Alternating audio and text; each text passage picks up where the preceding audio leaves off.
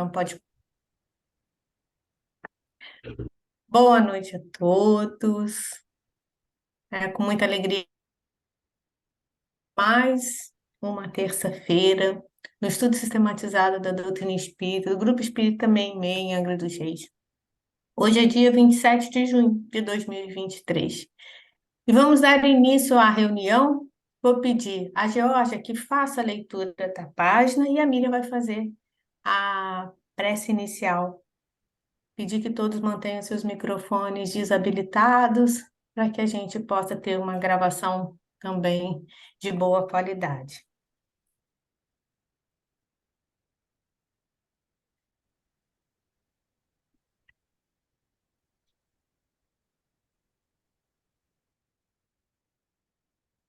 Um instantinho, Miriam.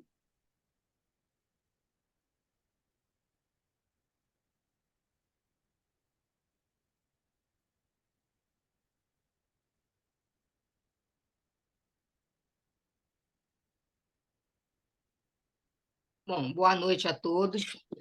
Vou fazer a leitura para a gente iniciar o estudo. Do livro Pão Nosso, de Francisco Cândido Xavier, pelo Espírito Emmanuel. O bem é incansável. Capítulo 11. E vós, irmãos, não vos canseis de fazer o bem. Paulo, segunda epístola aos Tessalonicenses, capítulo 3, versículo 13.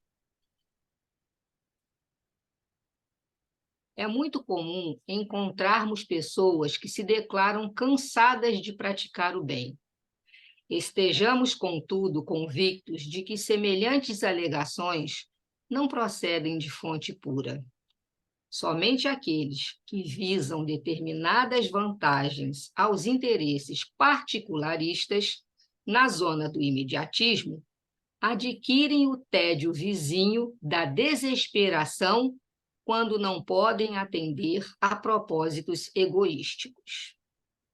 É indispensável muita prudência quando essa ou aquela circunstância nos induz a refletir nos males que nos assaltam depois do bem que julgamos haver semeado ou nutrido.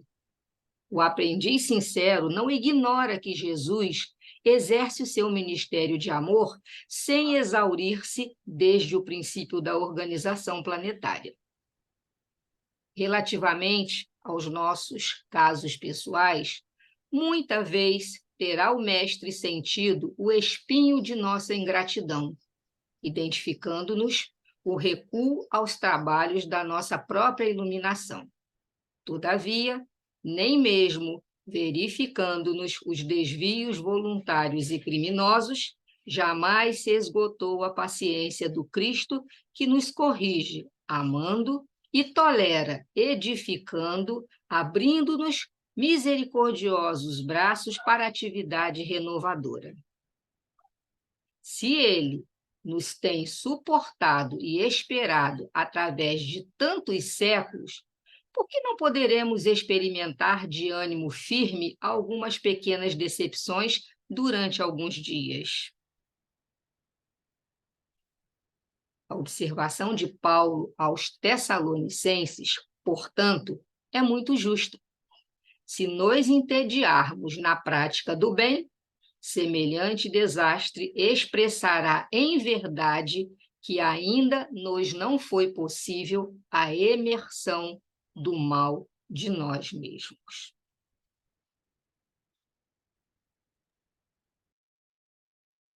E assim, envolvidos pela mensagem do Paulo, transcrita pelo nosso Espírito Emmanuel, nós queremos agradecer primeiramente, Senhor, a possibilidade desta reunião, de estarmos aqui juntos, agradecer ao Beto Sabatini ter aceito esse convite de estar nos ajudando a cada vez mais entender o Evangelho, entender a doutrina espírita, e assim a gente aprender.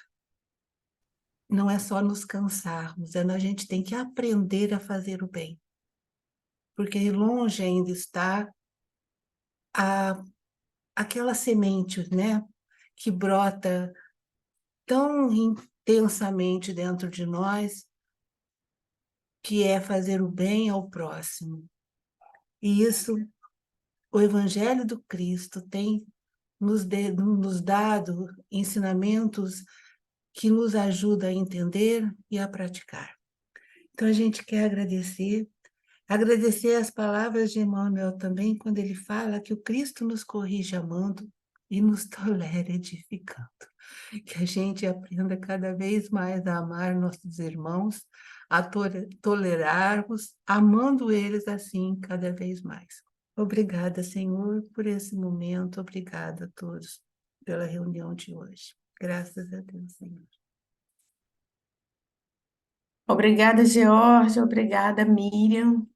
Então, hoje, meus amigos, a gente tem a grata alegria de receber o Roberto, o Beto Savadini. O Beto, ele é natural de Bicas, em Minas Gerais. Ele é espírita desde que nasceu, passou pelos ciclos da evangelização e auxiliou em todos os departamentos do Centro Espírita. E ele me disse que continua um eterno estudante da vida, né? Em busca dele mesmo, palestrante, expositor espírita. E hoje em dia ele frequenta o Centro Espírita Maria de Nazaré, na cidade de Muriaé. Ele também é servidor público municipal. Então, gente, é com muita alegria que a gente recebe o Beto. E hoje, a pedido do Beto, vamos fazer um pouquinho diferente a dinâmica, né? Normalmente a gente estava fazendo a exposição para depois a gente abrir para perguntas, e hoje não. Aquele que quiser fazer algum comentário ou fazer alguma pergunta, levanta a mão, que aí eu fico coordenando aqui e eu vou abrindo falando para o Beto que tem alguém que gostaria de fazer um comentário, tá bom? Então, Beto. Ah, gente, antes de eu encerrar, o Beto é escritor, gente. Depois eu vou colocar para vocês um livro, né? Ele escreveu um livro de Juventude Desperta. Então, muito interessante. Depois eu coloco ao final a capa do livro para todo mundo conhecer pela editora La Chatra. Então, Beto, a palavra é sua e seja muito bem-vindo ao Grupo Espírita Meimei. Boa noite a todos, desde já muito obrigado. Antes, quanto tempo mais ou menos eu tenho? Até que hora você vai me avisar? Faltando uns 10 minutos para... Isso. A nossa reunião termina às 20h30. Quando for mais ou menos 20h15, eu te dou um alô, só para você se organizar. Tá. Então, boa noite a todas as companheiras e o companheiro que aqui se encontra, aqueles que vão nos assistir posteriormente, as reflexões da doutrina espírita sobre o Evangelho de Nosso Senhor Jesus Cristo, o caminho, a verdade e a vida, que sejam momentos de reflexão, de possibilidade de nós olharmos um pouquinho mais para dentro de nós mesmos, pelo simples motivo que Jesus disse que o reino de Deus está dentro de nós. A nossa função na Terra, evoluir, questão 132 do Livro dos Espíritos. Evoluir é identificar e despertar a nossa consciência para a divindade. Se o reino de Deus está dentro de nós, só olhando para nós mesmos. O Evangelho, o Livro dos Espíritos, quem são os Espíritos? Somos nós. Quem lê o Livro dos Espíritos olha no espelho. Porque tudo que está ali é potencial nosso, não do outro, não de outro espírito, mas de nós mesmos. Então, a doutrina espírita ela tem esse fascínio que exerce em mim, é nos oferecer a possibilidade de olharmos para a vida com um olhar diferenciado. E também, e principalmente, para Jesus. Porque na questão 627 do Livro dos Espíritos, Kardec pergunta assim, se Jesus trouxe tudo o que é verdade, tudo o que é necessário para nós, qual a importância do ensino dos Espíritos? Haveria necessidade? E a resposta dos Espíritos é sim, porque Jesus falava por parábolas, Jesus falava por alegorias. E o Espiritismo veio trazer as ferramentas ou na simbologia, as chaves, que também está lá no Evangelho segundo o Espiritismo. O Espiritismo é a chave através da qual tudo se explica com facilidade. Então, a gente pega palavras de Jesus incompreensíveis para nós hoje no século XXI, vamos imaginar há 2000 anos, um povo que era pastoreiro, povo que não tinha contato com a tecnologia que nós temos hoje. Não existia energia elétrica, não existia a ciência como nós conhecemos nos dias atuais, onde Lázaro ficou num processo de letargia ou catalepsia e ele foi dado como morto. Hoje a gente está começando a entender, Dr. Bezerra de Menezes explica, né, para Dona Ivona Amaral Pereira no livro Loucura sob o Novo Prisma, que a catalepsia está começando a ser estudada pela ciência, ela também ainda não tem, e não tem os fundamentos básicos, o porquê, o como que vai se tratar. Efetivamente, o Espiritismo vem nos auxiliar, porque ele traz a concepção do perispírito como médium do espírito, que é a fagulha divina que somos nós, para se materializar neste corpo físico e nos oferecer a possibilidade da evolução, como diz a questão 132, que eu lembrei aqui. De maneira que os 15 princípios básicos, alguns falam que é 5, 10, 14, os princípios básicos da doutrina, reencarnação, Deus, evolução, perispírito, livre-arbítrio, né, comunicação com os espíritos, pluralidade dos mundos, esses princípios, e nós utilizamos para reler o Evangelho de Jesus. A gente tem uma compreensão diferenciada. A gente nunca mais vai ser a mesma pessoa.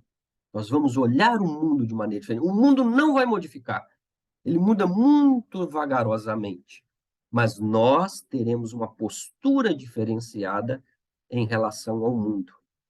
Conseguimos, desde já, começar a efetivar a implementação do reino de Deus e a paz imorredoura ou a felicidade sem marcos. Márcia não falou o tema, né, que eu vou falar muito de Jesus, o Evangelho Redivivo, né, uma perspectiva dentro do estudo sistematizado da doutrina espírita. Me Então, perdoe. não é? Não, é só porque o pessoal fala, mas o que você está falando? Aí, ó, o Álvaro mostrou para a gente o Evangelho Redivivo, né?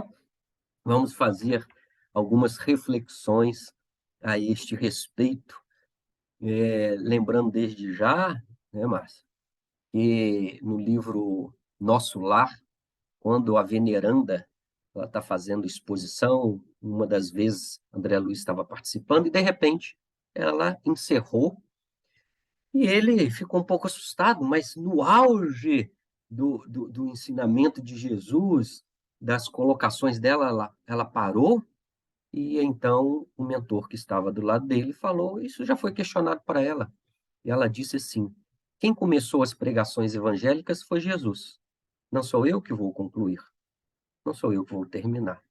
Porque o evangelho, ele tem esta prerrogativa, esta característica. Ele é infinito em si mesmo. Por que ele é infinito? Quais as características que eu ousadamente digo que ele é infinito? E vamos lembrar algumas para a gente entrar, então, cada vez mais neste mar, né, mergulhando na profundidade do nosso próprio inconsciente, do nosso próprio ser, buscando aquela fagulha divina em consonância com Jesus, que é o modelo e o guia das nossas vidas, é o Espírito que mais amou. E esta palavra vai permear o nosso estudo, porque o amor é infinito. E aí nós lembramos de João, que diz, Deus é amor. Se o amor é infinito, Deus é infinito. Lembrando aqui, né, não estou em contraposição às primeiras perguntas do Livro dos Espíritos, que Kardec pergunta, Deus, dentro das características de Deus, Deus é infinito? Pobreza da vossa linguagem. Mas o que significa infinito para nós? Aquilo que nós não temos dimensão. está um pouquinho a mais da nossa capacidade, né? O próprio conceito de Deus está muito além da nossa capacidade racional, mas um pouquinho mais próximo dentro do sentimental, dentro das vibrações que a gente alcança na medida em que a gente reflete em Jesus a prática do amor dentro de nós. No último versículo do Evangelho de João, diz assim: se fosse inscrito tudo aquilo que Jesus disse, falou, exemplificou, amou, não haveria livros na face da terra que contivesse espaço para expressar tudo que Jesus disse. Por que que não há? Porque o livro é finito, que o livro tem uma característica, né? Ele tem uma dimensão. E o amor de Jesus não tem dimensão. Ou ele tem muitas dimensões. Ele extrapola o nosso processo. E olha que com o que está escrito nos sinópticos, Mateus, Marcos, Lucas, e no considerado o evangelho espiritual de João, os 4 evangelistas, a gente tem aí algumas encarnações para compreender o que Jesus quis dizer quando veio há 2000 anos. E aí conversávamos, já tem 2000 anos e nós ainda não compreendemos. Mas a doutrina espírita tem 160 e poucos anos, então ainda é novo na nossa vida. E ela é que tem os instrumentos para a gente olhar de maneira diferenciada o Evangelho, o que não impede, em hipótese nenhuma, de nenhum ser vinculado, e aí eu estou falando de um espírito encarnado e desencarnado, que em 1950, mais ou menos, na década de 50, o Emmanuel falou que era mais ou menos 28 a 30 bilhões de espíritos. Há mudanças, mas é mais ou menos, eu creio que a média tenha sido isso. Nenhum espírito que pode falar que não conhece, nunca ouviu falar de Jesus. Essa informação está no livro Memórias de um Suicida, porque o suicida fala, mas eu não conheci Jesus. Eu nunca fala. Não tem nenhum espírito que, de maneira direta ou indireta, não tenha contato com o amor de Jesus. E não pode se excusar das responsabilidades de seus próprios atos, principalmente um dos mais infelizes, que é querer acabar com aquilo que nunca vai se acabar, que é a vida, que é o bem mais precioso que Deus nos deu. Nas palavras de Dona Joana de Anjos, Deus nos fez o mínimo possível para que nós nos fizéssemos o máximo possível.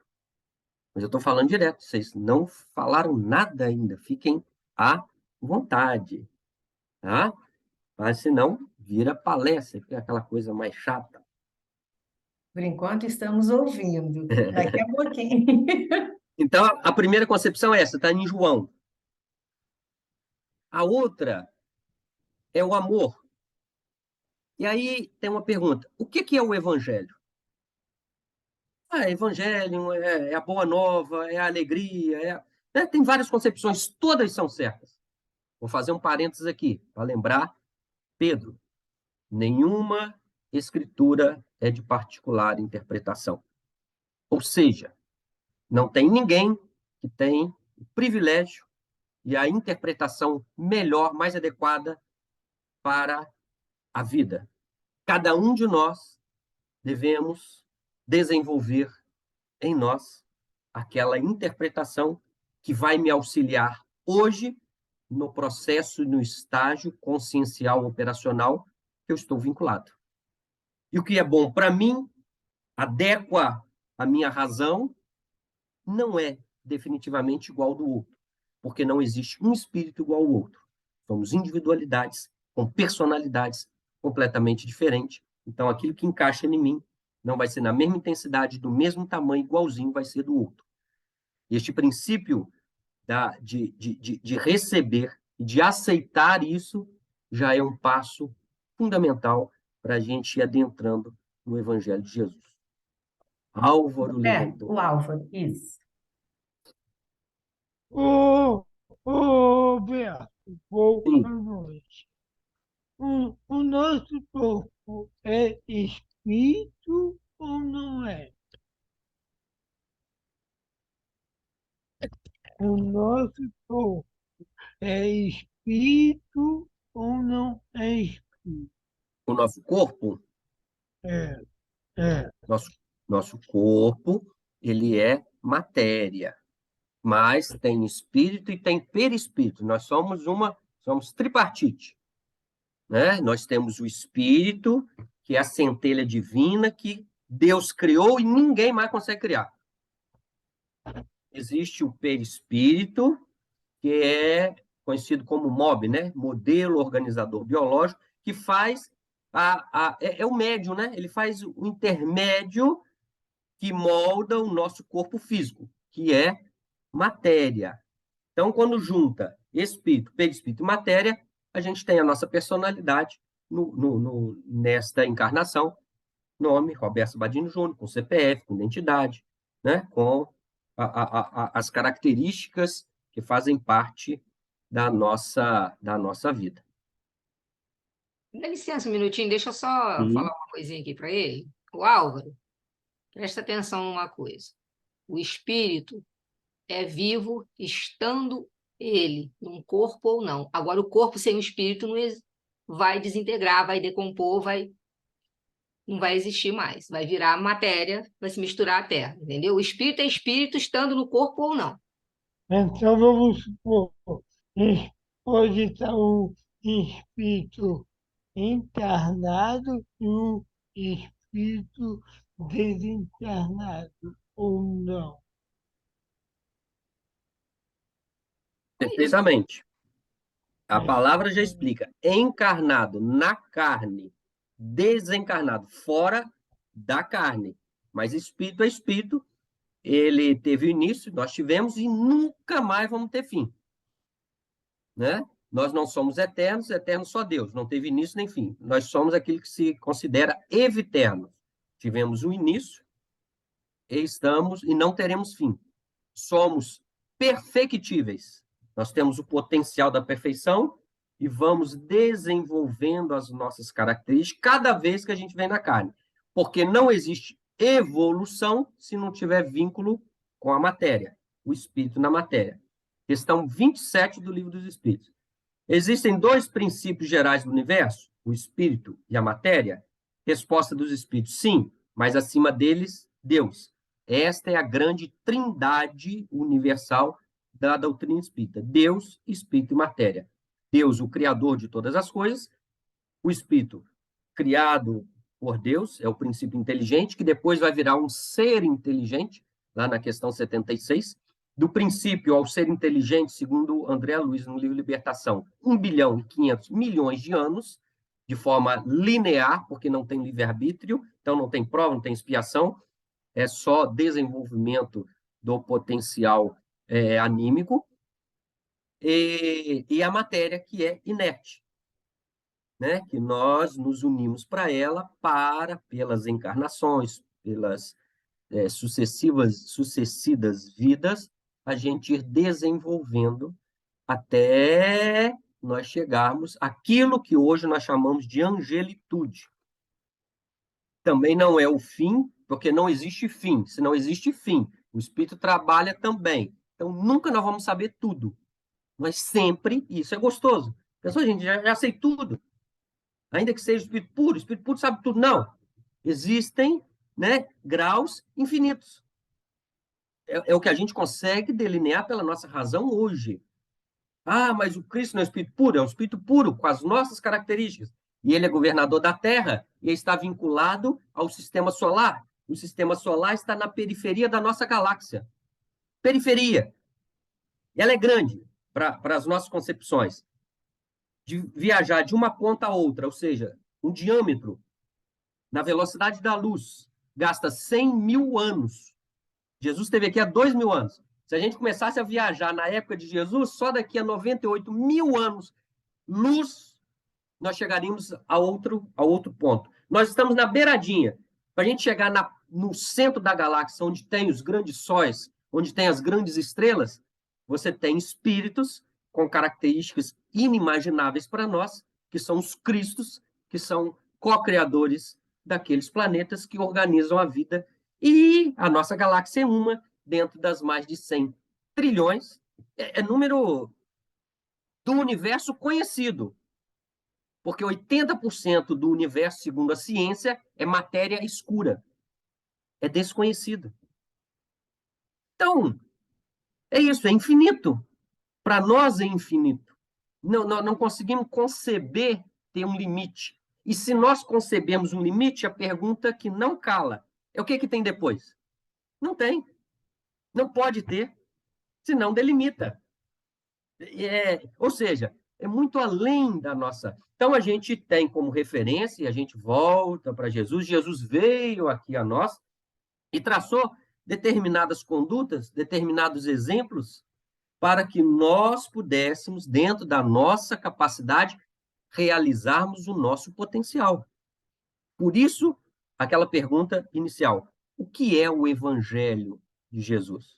Aí tem os conceitos, mas o importante é o que ele é para mim. E aí, eu vou dizer o que é para mim, depois vou dar uma justificativa de Jesus para corroborar isso. Se Jesus disse, eu e o Pai somos um, então ele é a maior representação de Deus na Terra. Se João disse, Deus é amor, e Jesus diz, eu e o Pai somos um, Jesus é amor. O Evangelho, como ele não escreveu nada, é tudo aquilo que ele fez, que ele falou, que ele viveu na Terra. Então, é a materialização do amor divino que nós temos capacidade de compreender.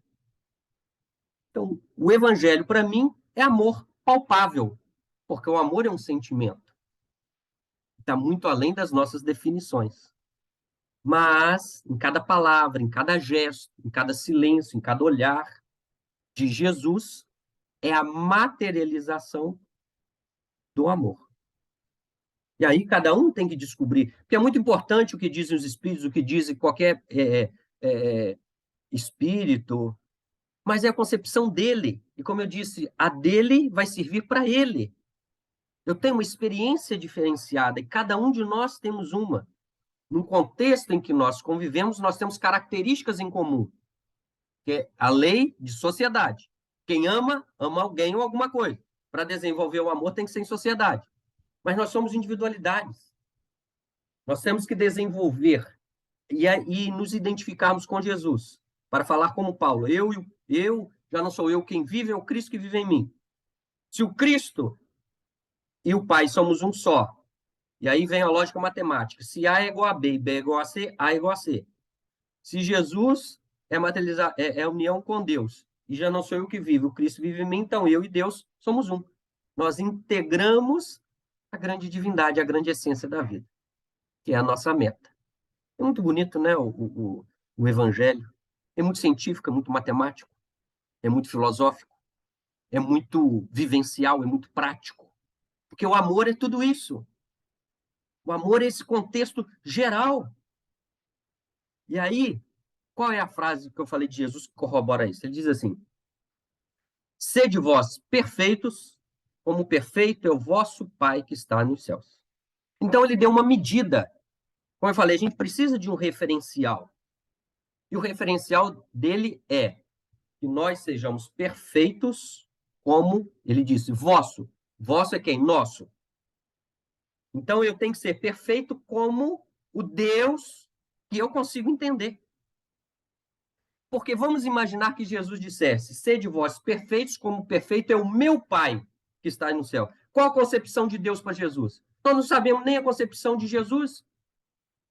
Emmanuel, no livro Consolador, diz que jamais nós não temos capacidade de fazer uma análise psicológica da personalidade de Jesus. Então, Jesus sofreu, Jesus... E não sabe o que é isso. A gente não imagina, a gente não conhece as nossas emoções, gente. Como vamos entender o espírito puro? Aquele que lá, na questão, a partir da questão 100 do Livro dos Espíritos, fala da escala espírita, espírito puro. É aquele que domina a matéria, aí a matéria não tem influência sobre ele. Nós somos influenciados pela matéria. Eu costumo dizer, dizem que touro gosta muito de comer, eu sou taurino. Quando dá a hora de comer, não comeu, começa a ficar nervoso, fica agitado. Aí come, alivia. Eu não controlo as minhas emoções carnais, né? da base que sustenta a alimentação do corpo físico. Então, voltemos à pergunta. Sede vós perfeitos, como perfeito é o vosso Pai. Então, nós somos espíritos perfeitos na medida que eu entendo o que é perfeição. Então, a perfeição, para mim, é diferente da Geórgia, é diferente da Márcia, é diferente de cada um. E como eu vou dizer para ele ser igual a mim, se a minha percepção de Deus é diferente da dele? Porque Jesus não pede, seja vós perfeito como perfeito é o meu, é o ele, é o outro. Ele não, a referência somos nós. Por isso que no Evangelho diz, o verdadeiro espírito é aquele que se esforça para domar as suas más inclinações, não as suas em comparação com a do outro. Não tem comparação. Em relação a nós mesmos. Nós somos a medida do mundo. Na verdade, quando eu falei do universo, o que é o universo? Concepção minha. É aquilo que eu tenho capacidade de compreender. O que eu não tenho capacidade de compreender, para mim, não existe. Por isso que Kardec falou, não adianta você levar para uma reunião mediúnica se ele não acredita que existe espírito. Ele não vai identificar. Assim como Geórgia, se não me falha a memória, estava falando do livro há 2000 anos. Quando o senador Públio Lentz conversou com Jesus. Conversou. Chegou o seu momento, o minuto sagrado da sua vida. Cabe a você decidir, vai me seguir agora, vai esperar os séculos. Ele esperou os séculos e Jesus permitiu. É livre-arbítrio. Depois que ele saiu dali, ele duvidou. Jesus não existe. Eu não conversei com ele. E curou a filha dele. Porque ele não conseguia compreender um poder maior do que o imperador que ele servia, do Império Romano, das leis. Se ele não consegue entender mentalmente, ele não pode conversar com alguém que está superior a ele. Não existe. Então, a medida do evangelho, do amor, dos nossos esforços, de Deus, está em nós mesmos. E aí, como nós estamos num estudo sistematizado, aprofundado da doutrina espírita, em grupo, eu digo, algumas concepções, até entendo, a gente fala assim, nós somos espíritos imperfeitos. Nós não somos imperfeitos. Por quê? Deus não é a perfeição, Miriam? O que é perfeito pode criar alguma coisa imperfeita? Então, por isso que eu falei, nós somos perfectivos, a gente tem um potencial. Isso é fato. E precisamos ir desenvolvendo habilidades e competências para fazer aquilo que a gente tem capacidade de entender. E aí, quando Jesus diz, sede vós perfeitos, ou seja, eu sou perfeito dentro da minha potencialidade. E se eu olhar para trás, se eu olhar para o princípio inteligente, que está 1 bilhão de anos atrás, quanto que eu já desenvolvi? E não vou longe. Pegar o que o Álvaro disse. Como nós estamos no estudo.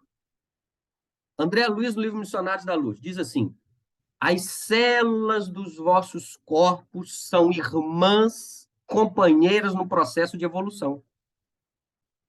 Ora, gente, por que ele falou que é irmã? Porque é princípio inteligente criado por Deus que está no processo de evolução. Se é irmã e a lei do universo, a lei da fraternidade universal, superior ajuda o inferior. Se as células estão vinculadas sob a ordem do espírito, e eu sou o espírito, quem é superior no meu corpo? Eu ou as minhas células? Eu. Então, eu sou corresponsável no processo de evolução das minhas células. Quantas células a gente tem no corpo? Não sei se tem nenhuma bióloga aqui. Tem? Quantas? Algumas trilhões? Diga, Isso, Jorge. isso. Isso. Nós temos um universo dentro de nós que nós somos corresponsáveis para ajudar no processo de evolução. Por isso que esse negócio de muito like, muita gente, muita... Não precisa. A gente tem um mundo dentro de nós para educar, para reeducar. E aí vai. Como nós estamos alimentando as nossas células? Que tipo de vibração, que tipo de pensamento? Porque a doença é um desequilíbrio energético do nosso corpo. como disse, o pai da medicina. O nome dele é... Às vezes me foge o nome das pessoas.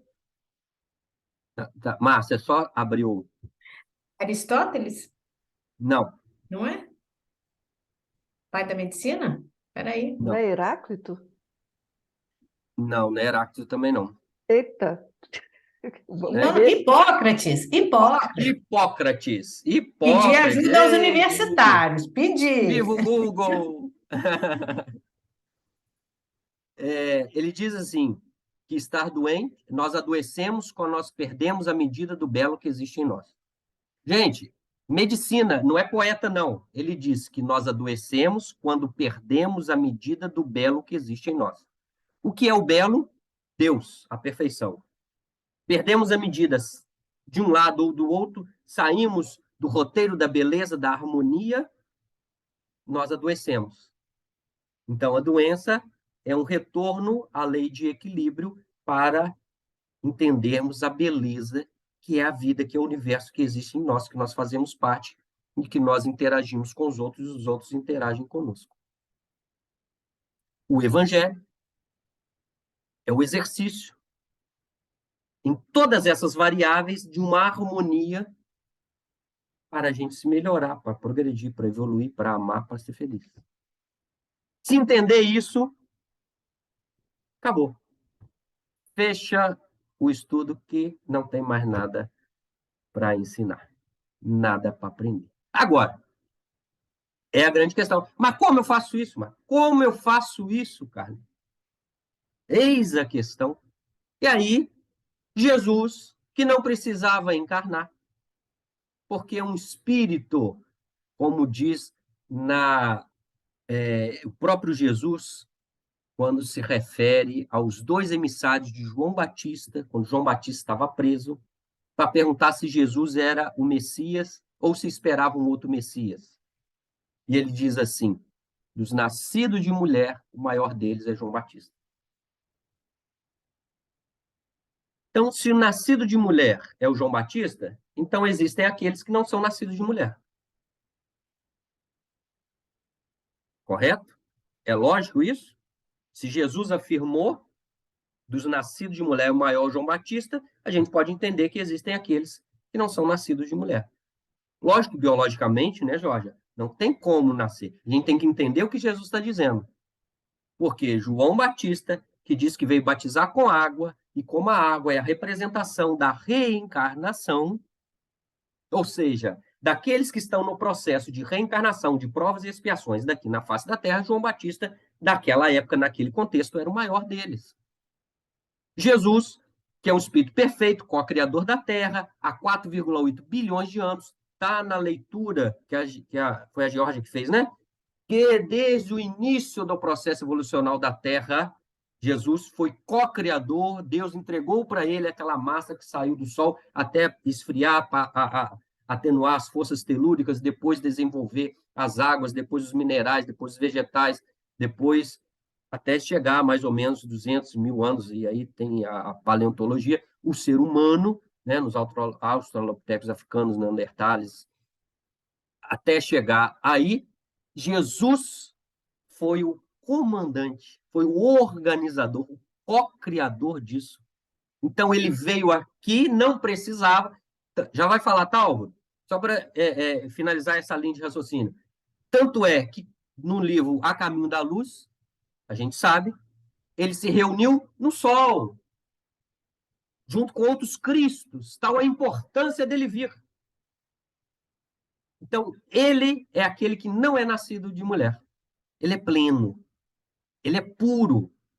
Matéria não oferece resistência a ele. Livro dos Espíritos. Então, ele veio para nos ensinar, para falar, é possível, para dizer, vós sois deuses, podeis fazer tudo o que eu faço e muito mais. É o potencial. Agora, precisa passar por todo um processo. E é esse processo que nós vamos falar daqui a pouquinho, depois que o Álvaro fazer a pergunta dele.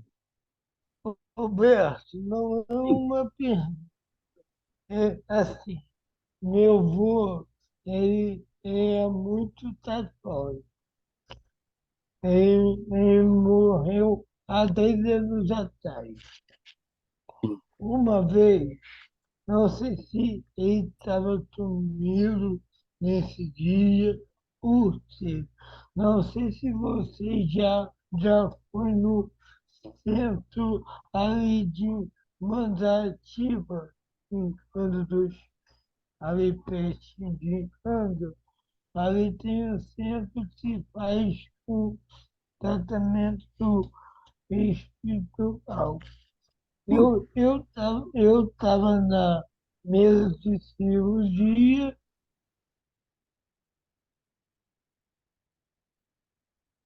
Travou ou não? Travou, né? Ele É, cai, a- não, travou, ele é, tá aí, mas caiu, travou. travou. É, tá aí, mas caiu. Bem, retornando, aí continua a pergunta. Até aí tá assim, lógico, o raciocínio, Tá, o caminho, tá indo bem? sim, sim. Então, vamos discutir um pouquinho essa questão da praticidade, da operacionalidade, da vivência do Evangelho, que é a essência, então, do título, Evangelho Redivivo, que é Evangelho de novo, que é um novo nascimento, que é, ressuscitado, ressurreição, nova vida, né? Essa é a palavra, a etimologia da palavra redivivo, né? Vicente de Paulo, no Evangelho segundo o Espiritismo, diz assim: eu gostaria que se colocasse mais fé nas leituras evangélicas. Abandona-se esse livro. Faça dele palavra oca. Vossos males não provêm senão do abandono voluntário de todos os ensinamentos sagrados contidos nesse livro. Lede, pois, todos os exemplos que ele vos diz. Ponto.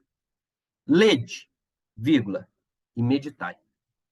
Assim termina Vicente Paulo. É um contexto que cabe um estudo desse. Mas eu vou falar só dessa última palavra, que não é muito comum para nós aqui do Ocidente, meditação. Não está nas obras básicas de Kardec, ele não fala da meditação, a não ser nessa passagem de Vicente Paulo, no Evangelho segundo o Espiritismo.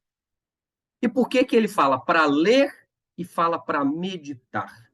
É aquilo que no livro que o Álvaro retornou agora, ele mostrou, dentro lá da introdução, explicando efetivamente o processo do programa do Evangelho Rede Vivo, ele vem dizer que existem etapas fundamentais que nós precisamos passar para poder, então, absorver os ensinamentos de Jesus.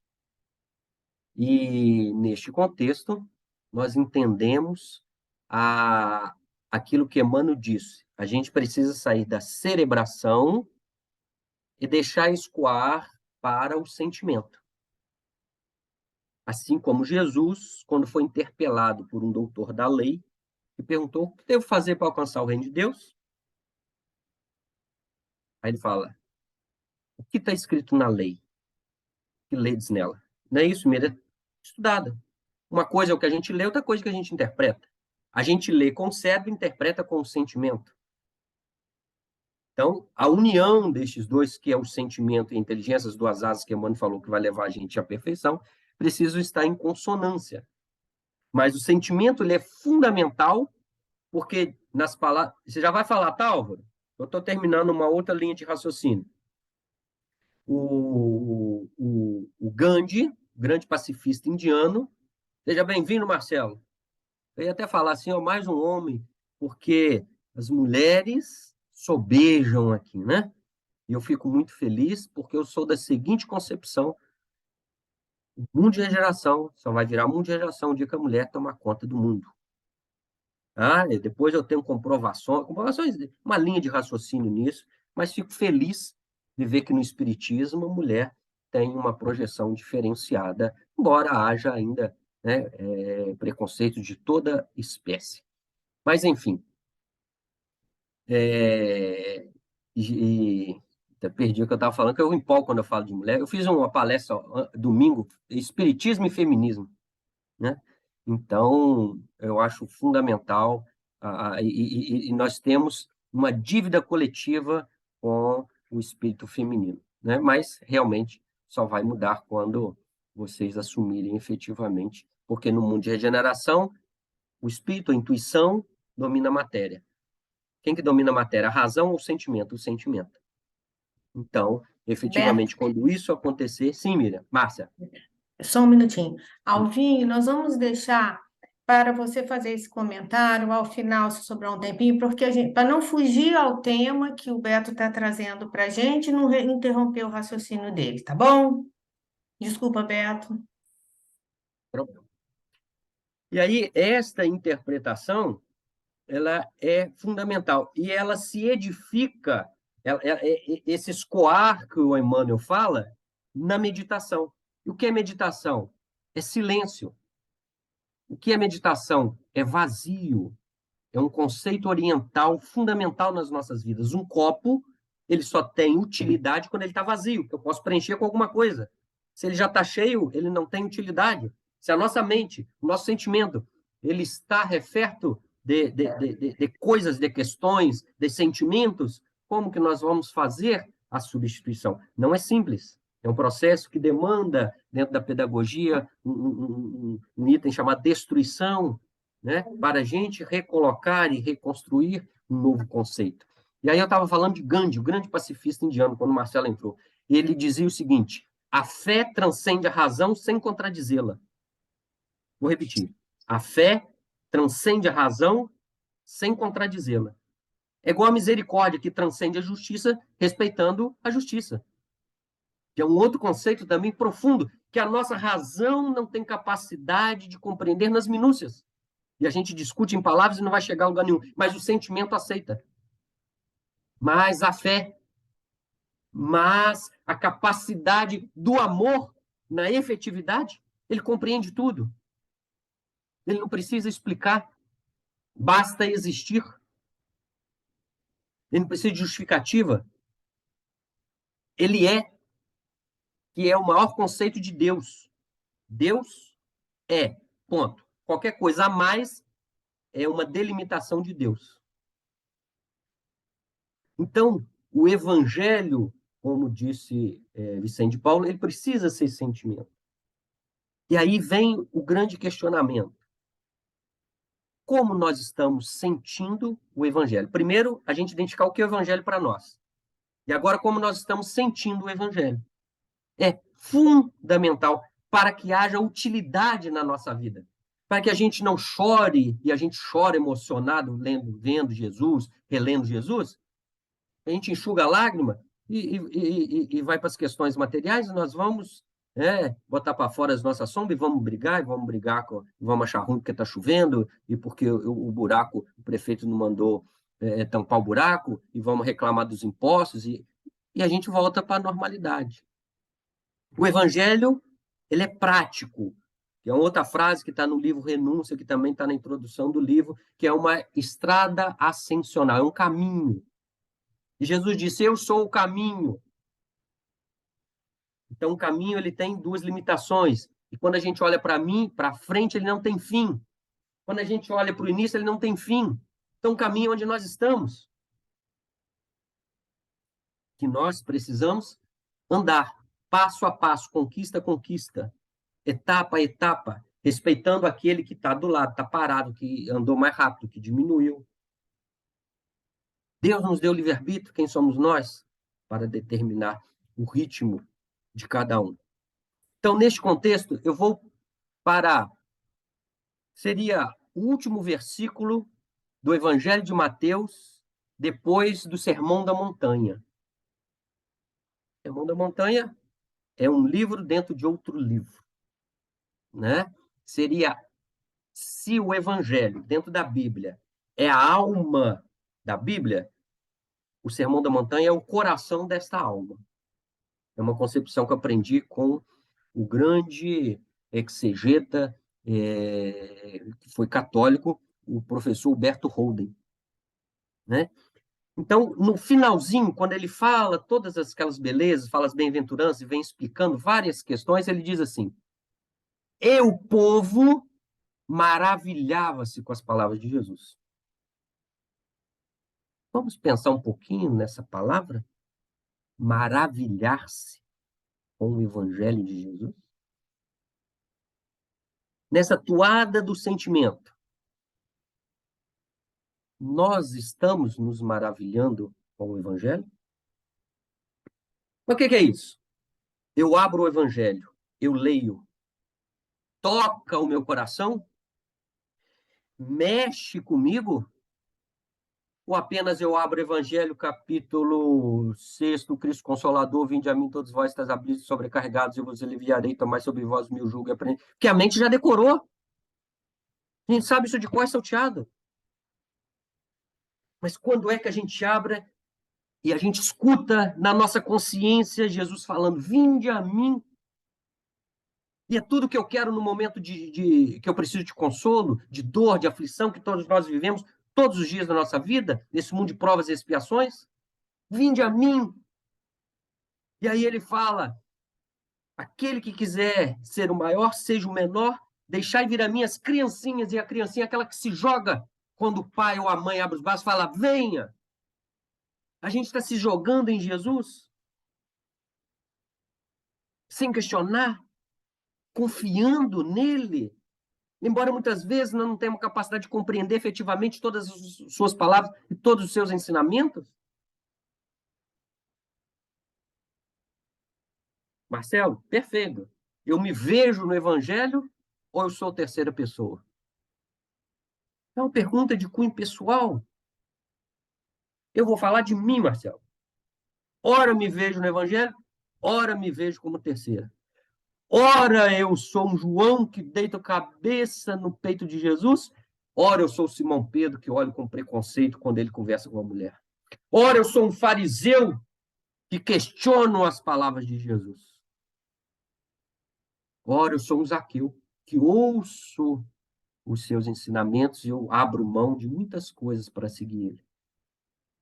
O evangelho somos nós, não é a história que aconteceu. Isso eu acho fundamental trazer o evangelho para nós. Só tem, Marcelo, e meus irmãos e minhas irmãs, um ser que nós não podemos ser no evangelho. É Jesus. Tirando ele, nós somos Marta, Maria, nós somos Lázaro, nós somos Pilatos, nós somos Tomé, nós somos todas as personalidades que são arquétipos sentimentais de autoconhecimento no processo da evolução. Tem gente que fica malhando Judas, fiz isso na infância, espero que nunca mais eu tenha infância com a minha, mas fiz. E o que significa? Pegar o pé da letra, materializar o evangelho, o meu ódio que eu tenho em mim, em Judas. Mas ele é um arquétipo, ele é um sentimento. Quando nós negamos Jesus, ou quando nós, diz assim Jesus, olhai para que a luz não sejam trevas. Mas como que a luz pode ser trevas? É quando a gente tem a luz da razão, sabe o que deve fazer e faz errado. Porque o ignorante que erra, ele é ignorante. Agora, eu que sei, erro? Não pode. Ou seja, olhai para vós para ver se as vossas luzes não são trevas. E é o que aconteceu com Judas. E acontece conosco quando a gente tem vergonha de se equivocar no momento da prova, depois que a gente orou, depois que a gente estudou, depois que a gente fez um trabalho que a nossa alma se elevou. Ah, você está preparado? Então vamos liberar uma prova para ver se você vai passar por ela. E aí pisa no nosso calo, em vez da gente falar, meu irmão, não se importar, o meu pé está aqui debaixo. Você pisou nele. Tira, por favor, segue sua vida, deixa eu ir. Se não te incomodar, se incomodar, você faz o que você quiser. Em vez de a gente fazer isso, a gente dá um coice nele. A gente entra em fúria. A gente esquece que Jesus disse, orai por aqueles que vos perseguem e vos caluniam. São esses que vêm nos testar, porque nós estamos preparados. E aí, minhas irmãs e irmãs, eu lembro de que vovó falava aqui no interior de Minas. Ah, meu neto, quanto eu mais rezo, mais assombração aparece. É lógico, porque quando a gente reza, a gente está fortalecido. Quando a gente está forte, fardos pesados em ombros fortes, não em ombros fracos. Deus faz o frio conforme o cobertor. E aí o evangelho vai ficando lógico, e o evangelho vai ficando prático, e o evangelho vai ficando perto da gente, Marcelo. E nós vamos nos encaixando. E quando a gente começa a ler o evangelho, mais conhecimento, mais responsabilidade, e deveria ser também maior despertar e maior comprometimento.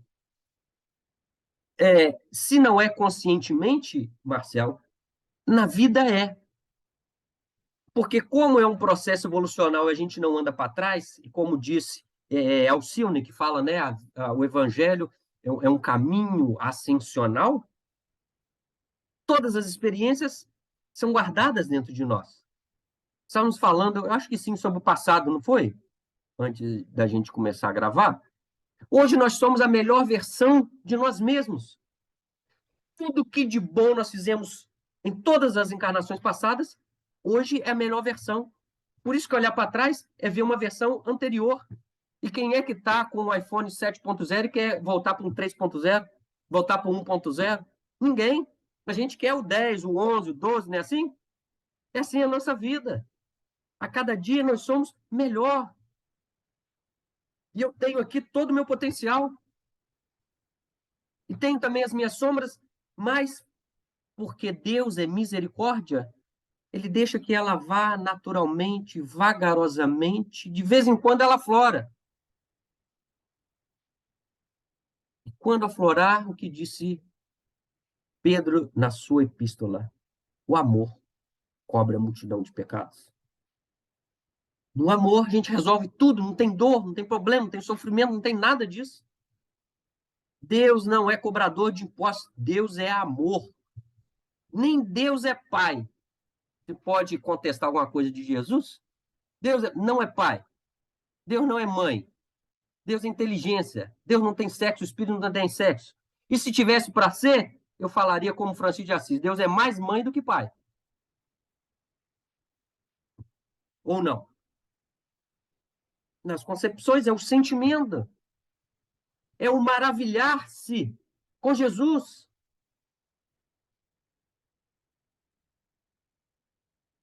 É ser como aquela mulher hemorroíça, toca nas vestes de Jesus. E ele logo fala, para ensinar saiu algo de bom. Quem foi Simão Pedro? Simão Pedro desorientado, somos nós aqui na vida. Não, ô Senhor, quantidade de gente aqui. E ela ousadamente, porque poderia ser condenada ao tocar publicamente em um homem. Foi eu, Senhor. Nós somos aquela viúva que está carregando o corpo do seu filho para enterrar. E a viúva era proibida de trabalhar. E a única fonte de sustentáculo da vida dela econômica era o filho. E o filho morre. E Jesus faz duas coisas que estarrecem aquele pessoal. Primeiro, para conversar com a mulher, com a viúva.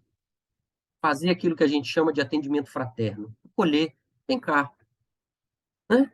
Daquele conchego, abre o seu coração, o que está acontecendo, como é que foi isso, como é que é a sua vida, né? Fundamental, primeiro sentimento, para depois buscar a razão. Aí ele vai e toca no corpo morto. É o que acontece com Lázaro, que ele sofre preconceito. Tem um livro, Lázaro Redivivo, se não me falha a memória, do Chico, né? O preconceito que ele recebeu porque ele era morto. O morto não pode sobreviver. E Jesus toca naquele filho e traz ele à vida. Nós somos essa mãe que, quando achamos que não tem mais jeito, a misericórdia aparece e acalenta os nossos corações. Antes de retornar o nosso raciocínio, mais um exemplo só, porque senão a gente fica dando exemplo e não para até o fim do mundo, porque Todos os exemplos de Jesus tocam os nossos corações. Ou deveriam tocar, a nos maravilhar, a nos encher de lágrimas, a fazer reflexão, a gente passar, não posso ser a mesma pessoa. Porque o evangelho ele tem essa capacidade de nos incomodar. Ele tem que tocar as fímbrias da nossa vida. A gente não pode ouvir e balançar a cabeça e seguir a vida do mesmo jeito. Por isso que ele tem que tocar o sentimento.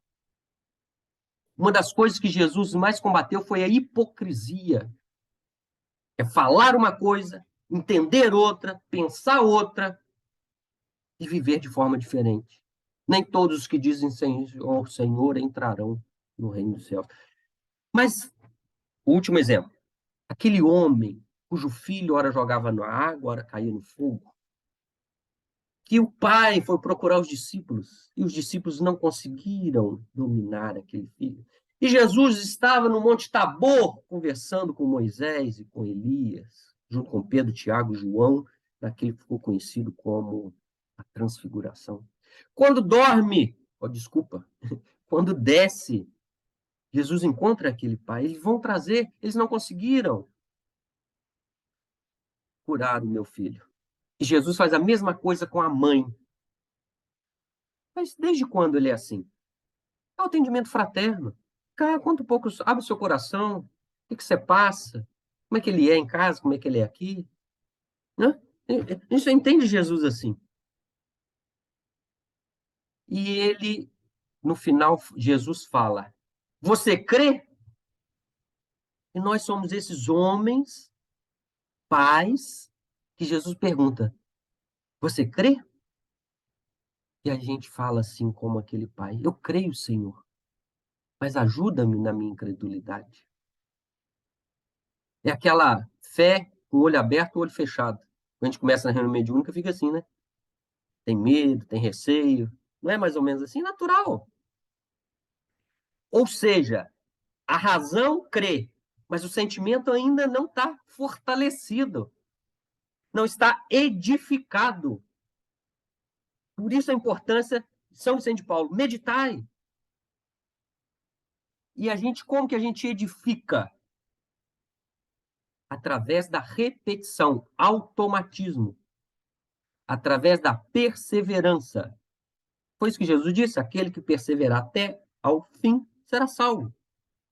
Não é isso que que Allan Kardec diz no Evangelho segundo o Espiritismo? Educação é substituir maus hábitos por bons hábitos. Hábito é aquilo que a gente repete. Então, a gente repete o mal, faz o mal automaticamente. O bem a gente pensa. Quando a gente exercitar o bem, a gente vai fazer o bem automaticamente, como a Georgia leu no início, a leitura do Emmanuel, né, sobre Tessalonicenses, da carta de Paulo. Beto, Sim, fazendo esse comentário, me lembrou, Emanuel, que a disciplina antecede a espontaneidade, né? espontaneidade. A disciplina do pensamento antecede o hábito. Eu vou me disciplinando o meu pensamento, que ele vai me conduzir ao hábito, né? E o sentimento, né? Essa palavra disciplina é muito interessante, porque veja que foi uma das... Diz, né, a tradição, quando o Chico começou, ele falou, vou te pedir 3 coisas, Chico. Disciplina, disciplina, disciplina, não é isso? E a gente entende disciplina como ordem, como lei, com horário, com rigidez.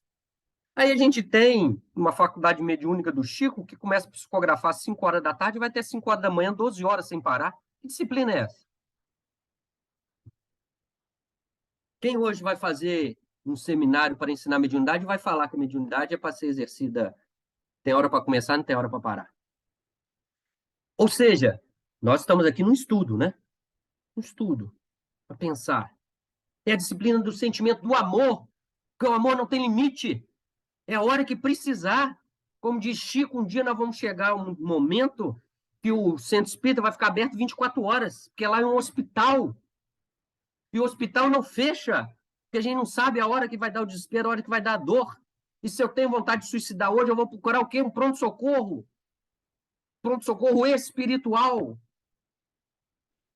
para a gente entender como que nós estamos num mundo energético e como que disciplina ela tem que ser do sentimento, da vibração, do pensamento, que é uma força eletromagnética, que é a base de qualquer comunicação, que é a base da influenciação dos espíritos em nossas vidas, que é a base da mediunidade, que é a base da vida, da reciprocidade. E quando nós nos ligarmos pelo sentimento, na meditação, no vazio, e fazer com que Jesus preencha aquilo que nós não conseguimos, aí a gente começa a estabelecer o vínculo. E o vínculo não tem nada a ver com quantidade. Um exemplo simples é da física. Eu, quando era criança, eu soltava pipa ou papagaio, eu não sei qual o nome que chama aí no estado do Rio. Então, a gente passava cerol, que era para cortar na linha com. E se você esbarrar aquela linha, ou um vergalhão que seja, num fio de alta tensão, na velocidade da luz, aquela energia vem para a gente. Provavelmente a gente morre na hora. Não precisa pegar a mão inteira, é um toque. Quando a gente tocar o sentimento divino, quando a gente entender o evangelho, nós vamos nos iluminar como um todo. Não é quantidade, é qualidade. Por isso que ele falou, e as pessoas maravilhavam-se com o evangelho. Não quero saber se eu sei todo o evangelho, se eu sei todos os versículos, todos os livros dos Espíritos, todas as perguntas, todas as respostas. Que importa isso? Na hora que tem alguém chorando dentro de mim, eu estou pronto para enxugar uma lágrima, para levantar um caído, para confortar um coração, no meu momento de descanso, no meu momento de lazer, no momento que eu preciso me alimentar. Como disse Jesus, entregando a túnica se alguém me pede a capa, ou andando mais 1.000 metros, se alguém pede para eu andar 1.000, eu ando 2.000. É a espontaneidade, é aquilo que faz pelo amor, não pela lei, não pela regra, não pela limitação. E o único que faz isso, que extrapola a razão, porque a razão ela tem uma limitação, é o sentimento, é o amor. E é esse Jesus que nós temos que buscar. É esse o Cristo vivo, redivivo, renascido em nossos corações. Alguém quer falar mais alguma coisa? Pode falar, pode interromper, tá? Então, vamos lá em Mateus 16, 13. Jesus está caminhando com os discípulos para um local chamado Cesareia de Filipe. Estava indo lá. Que era um lugar aprazível, tranquilo. Deve ser igual a Angra dos Reis aí, um lugar assim, né? Paraíso na terra, para quem já tem esse privilégio, né? Aqui em Minas é só morro, é só cachoeira, aqui, mas aí, né? Olhando o mar, olhando uma lua como essa que está aqui, que está aí no céu, com certeza o céu aí de Angra dos Reis é muito bonito, né? Então ele estava indo para esse local. Quando ele chega lá, ele faz uma pergunta para os discípulos. O que dizem os homens a respeito do Filho do Homem? Quem dizem que eu sou? E vou fazer um outro parênteses aqui. João 13, 13. Vós me chamais mestre e senhor e dizeis bem porque eu sou. O único título que Jesus aceitou foi de mestre. Kardec, educador, bebeu na fonte de Pestalozzi. Pestalozzi disse que o fundamento da educação é o amor. O amor é o eterno fundamento da educação.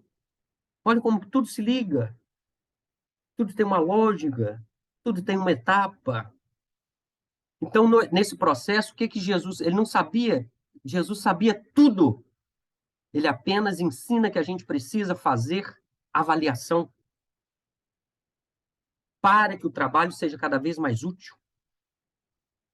Então, as pessoas estão entendendo quem eu sou? Eles estão entendendo a minha missão? Eles estão entendendo o que eu estou fazendo? Vocês precisam fazer isso. Como a gente faz uma avaliação no final da reunião mediúnica. Não para julgar o outro e apontar o dedo, mas para fazer uma avaliação, como é que foi a comunicação, como é que se sentiu, como é que foi, caiu essa palavra, aquilo, o que nós podemos levar para nós, a nível coletivo, rápida. E eles falam, dizem que era Elias, Jeremias, ou algum dos profetas, Elias, né? Não importa. E isso, ok, é um processo. Agora, o mais importante é quando ele vira para os discípulos e pergunta: e vós? Quem dizeis que eu sou? É essa pergunta que a gente tem que responder. E não é responder para os outros, é para nós.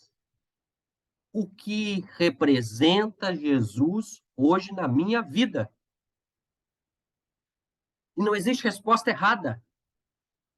Existe a nossa capacidade de compreender, mas que a gente tem que ter uma referência, uma definição do que ele é.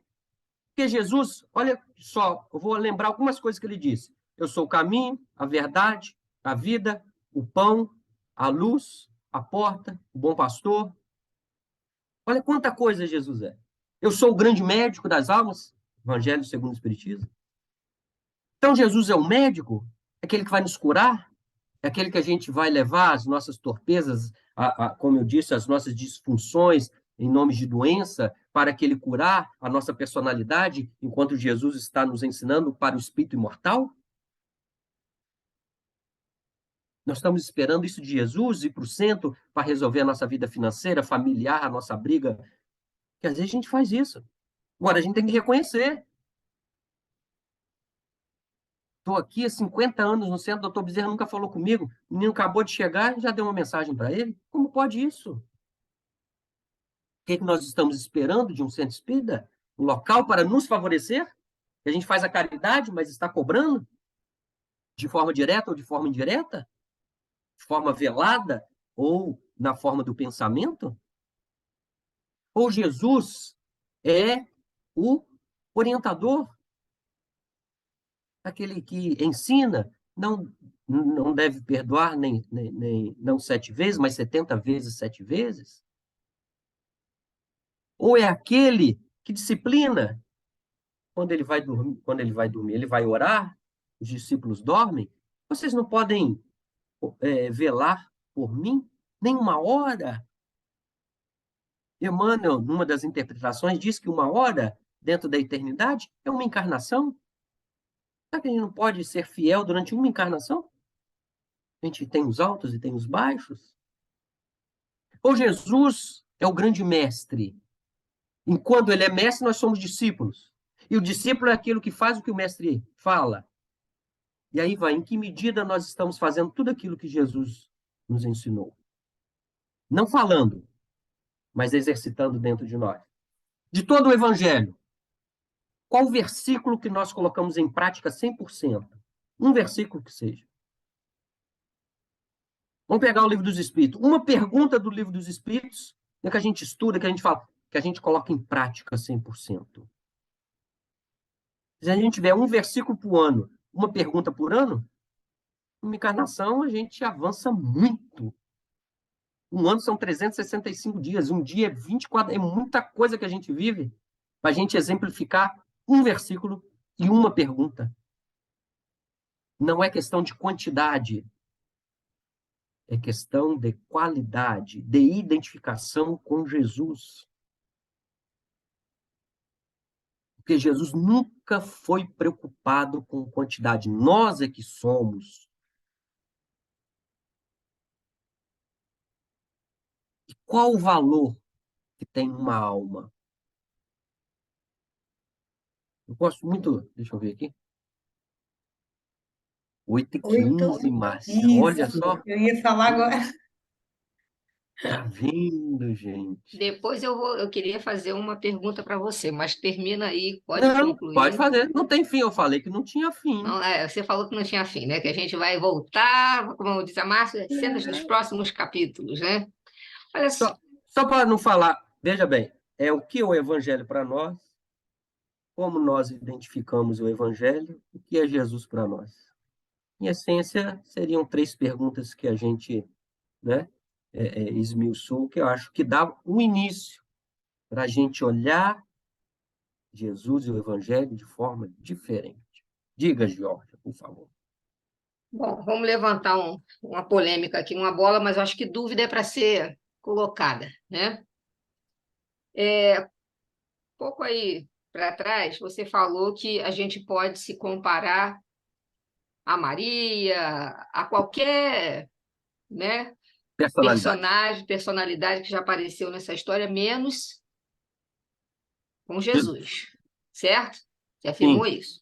Aí isso me trouxe uma questão que a gente sempre esbarra nela desde que a gente estudou o Consolador e causa assim um certo desconforto às vezes até em estar falando, né? Porque existem as opiniões contrárias. Quando Emmanuel, no livro Consolador, na questão 243, respondendo a uma pergunta do grupo, diz que, deixa eu até ler aqui, eu até coloquei. Todas as entidades espirituais encarnadas no orbe terrestre são espíritos que se resgatam ou aprendem nas experiências humanas após as quedas do passado, com exceção de Jesus Cristo, fundamento de toda a verdade neste mundo, cuja evolução se verificou em linha reta para Deus. Eu gostaria que você, se você tem alguma opinião sobre isso, Tem. ou se você já fez algum estudo nesse sentido, porque até você, isso até então está guardado aqui dentro de mim, da minha cabeça, por N motivos que não vale a pena citar aqui. Mas, quando você falou que a gente pode se comparar a qualquer personalidade que já passou por essa terra, menos com Jesus Cristo, aí essa pergunta veio à minha cabeça na mesma hora. Uhum. Aí eu Ok. gostaria que... Eu nunca fiz nenhum estudo, porque é realmente um tema polêmico, não existe uma resposta correta. Até porque esta é a visão de Emmanuel, há que se respeitar. Se eu não entender, pode ser que um dia eu entenda, pode ser que não. Pode ser que seja uma outra interpretação. Ele é um espírito que ainda está vinculado à Terra, que é o mundo de provas e expiações, está na segunda escala dentro da pedagogia das 5. Ele, quando escreve Paulo Estevam, ele diz que não sabe tudo, os espíritos não sabem tudo, ele foi fazer uma pesquisa para buscar alguma coisa sobre Paulo. Então, é a visão dele naquele contexto, através de uma mediunidade. O Chico não é um espírito perfeito, então ele tem filtro, e um médium sempre filtra alguma coisa. A gente vê as variações. Há que se respeitar sempre, mas é a visão dele num determinado período, sobre um determinado médio, sobre um determinado tema. E aí vem as questões das interpretações. O que é uma linha reta? É isso. Uma linha reta, que é um caminho, não necessariamente ele se dá de forma linear, que seria uma reta. Se a gente pegar a reta, ela é feita de pontos. Um ponto mais para lá, um ponto mais para cá. Então, existem variações dentro da linha reta. E dentro do processo da razão, e como Emmanuel disse, um dia, Chico, se eu ir em contradição com Kardec, você me largue e segue com Kardec. E dentro da linha de raciocínio que está no livro dos Espíritos, todos foram criados simples e ignorantes. Todos. Né? Então, Jesus não é exceção. Nós também não somos. Porque eu vou contrapor, sem dar resposta. Quando Jesus disse, vós, seus deuses, podeis fazer tudo o que eu faço muito mais, então eu não preciso necessariamente evoluir numa linha reta para fazer tudo o que ele faz. Qual a vantagem de evoluir numa linha reta? Se isso significar não errar, não se equivocar. Você conhece algum aluno que nunca se equivocou em nada? Algum ignorante que aprende sem passar pelas experiências? Então, há que se contextualizar e conceituar o que Emmanuel entende pela palavra reta. Assim como, aproveitando aqui o processo do questionamento, como você leu, como você relembrou aqui, há 2000 anos, existe o conceito de alma gêmea. Né? Então, o que é alma gêmea? O que representa para nós? O que ele queria dizer? Né? Existe alma que foi feita um para outra? Não, isso não tem jeito. Está Então, no contexto Beto, poético ou no contexto filosófico? Diga, Mira.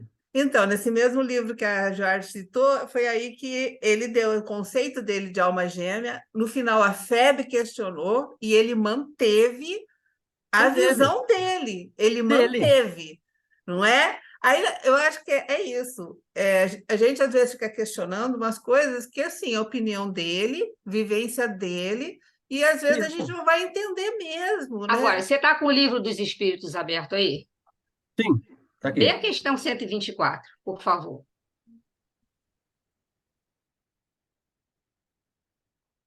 Pois que há espíritos que desde o princípio seguem o caminho do bem absoluto e outros o do mal absoluto. Deve haver, sem dúvida, gradações entre esses dois extremos. Não? Sim, certamente. E os que se acham nos graus intermediários constituem a maioria. O que é absoluto? Eu só conheço uma coisa absoluta. Conheço não. Dentro da linha da razão. Deus. Tirando Deus, tudo é relativo. Eu li, eu não sei se é 217, eu não estou com o livro Consolador aqui próximo a mim. Quando ele fala, porque eu falei, eu fiz um estudo sobre espiritismo e feminismo. E ele diz que a mulher tem que ficar em casa. Sim, Eu não Nós concordo. discutimos isso muito também deu uma sobre isso. polêmica muito grande quando a gente fez. Se deu um Ó, pano para manga. É outra eu- questão, né? é menos de 10 segundos. Eu vou pegar um livro aqui. Porque, olha só, a questão 124, a gente fala para, né, que próprio Emmanuel falou. Quando estiver contra Kardec, me largue e siga Kardec. Na questão 124 está dizendo aí. Eu não estou sabendo interpretar, né? Não estou É um livro conseguindo dos entender. Espíritos antigo, de tradução de Canuto Abreu. Metade é francês e a outra metade é em português. Questão 416. Ele diz assim, a tradução: dos direitos, sim. Das funções, não. Falando da igualdade entre homem e mulher. Eu não vou ler a pergunta para não ficar extenso. Deve cada qual ter função apropriada. Perfeito. Que o homem se ocupe fora de casa e a mulher que fique em casa. Canuto Abreu. Tem o francês. O que o francês fala? L'homme, eu não sei falar francês, né? Se ocupe de dors. E a mulher de dans. De dors, fora. De dans, dentro. Canuto Abreu entendeu dentro de casa. Os espíritos não falaram que mulher tem que ficar dentro de casa. E aí, na linha do sentimento, a mulher é aquela que olha para dentro, que tem possibilidade, que tem sentimento, que tem sensação, que tem maternidade, que tem... E aí tem uma infinitude de conceitos. Preconceito, E de respeito interpretações, né? e de interpretações. Não falou dentro de casa. Isso é que a gente precisa contextualizar, tanto que Jesus disse. Quando Paulo disse que a mulher tinha que se submeter a Jesus, ao homem, será que hoje ele pensa assim? Não, nós estamos encarnados e a gente não aceita isso. Compreendeu? Então, isso a gente tem que contextualizar. O único que em nenhum momento, até hoje, foi discriminatório em nada e foi perfeito foi Jesus. É o único que eu assino embaixo. Emmanuel, Canuto, Kardec, qualquer um. São espíritos que estão no processo da evolução, têm o seu conceito, têm a sua contextualização, mas o principal, que eu vou dar conta de mim. Não adianta eu chegar lá, o espírito falou, não quero saber. Cada um segundo as suas obras. Então, o evangelho é a intronização da absorção do que eu consigo compreender e fazer na prática. E nem precisa ser espírito. Vou falar aqui, dar um exemplo que eu gosto muito dele, que é o livro do Frederico Figner, chamado... Voltei. Voltei. Voltei. Irmão Jacó. É um livro que o espírito devia ler uma vez por ano, porque daqui a pouco desencarnar, chegar lá, recebido pelo doutor Bezerra, que não é qualquer coisa, né? Reuniu todo mundo, e ele não foi chamado para fazer oração. Foi uma senhora, de uma outra concepção religiosa. Ora, tem muita coisa para refletir só nesse ponto. Preciso ser espírita? Não! Que o espírita tende a ser conservador, orgulhoso, elitista, enquanto Jesus estava no povo. Se todos são espíritos, o espírito não é uma doutrina, o espírito é uma essência de vida. Quem é mais espírita do que Padre Júlio Lancelotti, hoje em dia? Estão compreendendo? É a minha concepção. Porque ele vive Jesus. Se a doutrina é o evangelho redivivo, é o Cristo Consolador, quem vive o amor aos necessitados, dá tudo de si, perseguido, Porque está fazendo o caminho do bem? Porque bem-aventurado é aqueles que sofrem perseguição pelo meu nome. E eu falo, quando eu termino a palestra, todo mundo vem me abraçar, né? Quem não gosta vai embora, mas todo mundo vem, muito obrigado, você veio. Eu não sou perseguido, eu não sou igual um Paulo, que eu recebo pedrada na cabeça, que eu recebo ordem de prisão, que eu tenho que sair correndo, que eu sou esculachado. Eu recebo só elogio, muito obrigado, que legal, foi muito bem, foi muito... Ora, o padre está lá, recebendo pedrada de tudo quanto é lado. O homem que só faz o bem, não consigo. Georgia, enfim, para resumir, dar resposta, eu não fujo de nada. A minha concepção é, não entendo que Jesus tenha, nesse sentido de que nunca errou. Não consigo compreender isso. Não estou falando que não possa, mas eu não consigo compreender hoje que isso seja uma realidade. E é aquilo, assim, que todos nós acabamos percebendo quando a gente vai estudando, é que de tempos em tempos a nossa percepção modifica, né? As leituras. Eu, por exemplo, estudei o livro Consolador com o grupo uma vez, elas já estudaram de outras vezes, já leram outras vezes. Tem, né, já passaram por essa experiência de não ter entendido de uma determinada forma, e agora, quando fizeram a leitura novamente, ampliou, né? E aí assim vai acontecendo. É muito dinamismo, né? Não é dinâmico, não é uma coisa parada, estanque, que não vai modificar. Claro, o ensinamento de Jesus é que é atemporal, né? Atravessa, É o único. é o único, exatamente. É sempre aquela mesmo, o recado é o mesmo, entenda você como quiser, no tempo em que você estiver, né? Muito obrigada, viu? Beto, você gostaria de fazer alguma consideração final sem encerrar? Agradecer, é tão bom, são momentos assim, como disse Leon Denis, quando eu vou numa reunião espírita, e naquela época não tinha o centro como nós temos hoje, doutrinário, era só uma reunião mediúnica, né? O que eu passo com os espíritos, não tem festa no mundo que compense.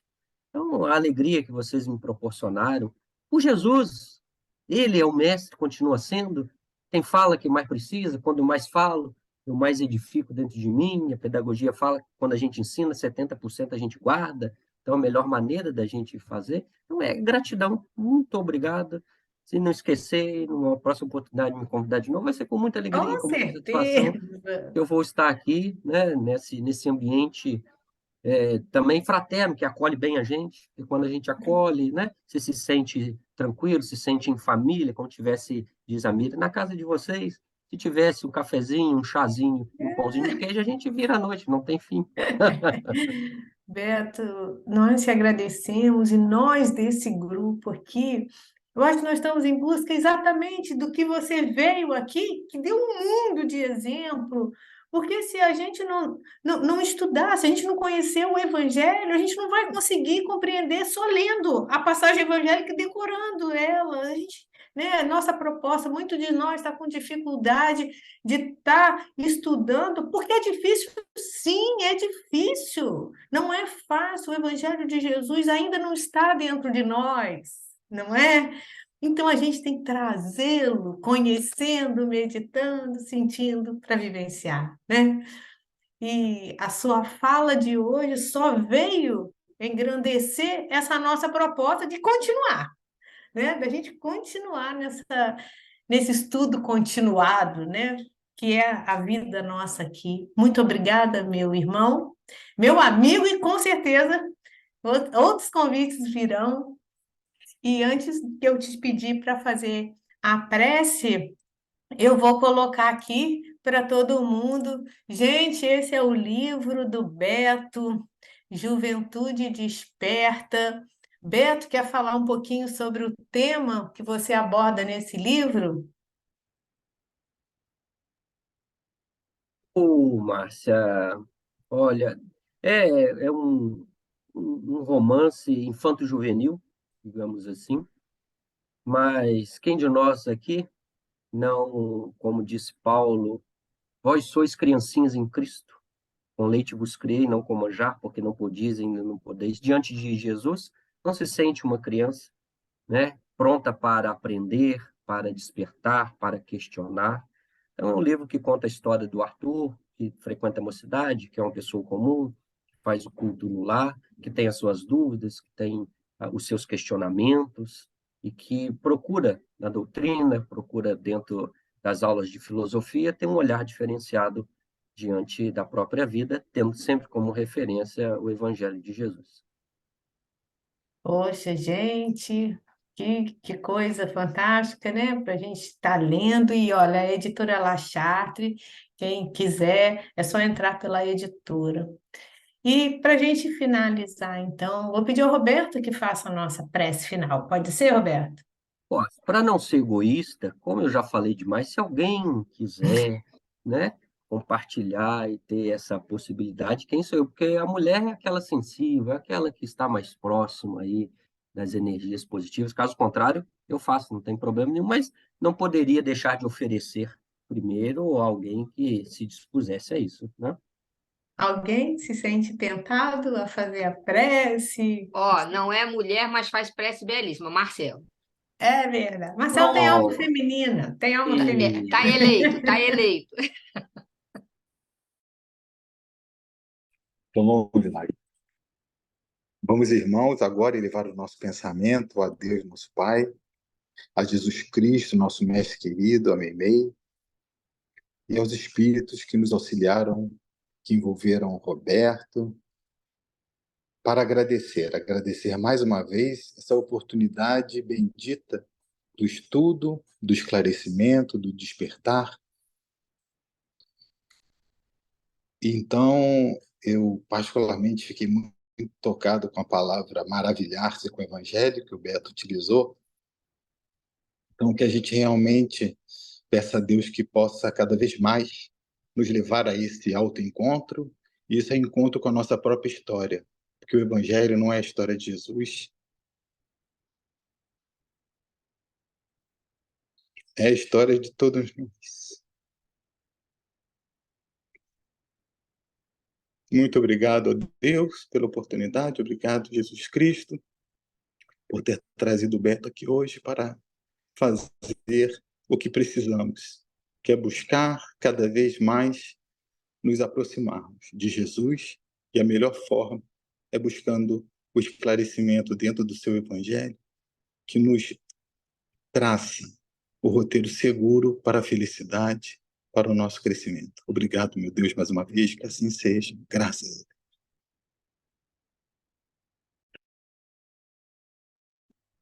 Deus. Obrigada, Marcelo, sempre nos emocionando. E Beto, gratidão. Em nome do Grupo Espírita Meimei, do nosso grupo de estudos do UERJ, nosso muito obrigada. Gente, um grande abraço a todos vocês. Sintam-se abraçados, viu? Uma ótima noite.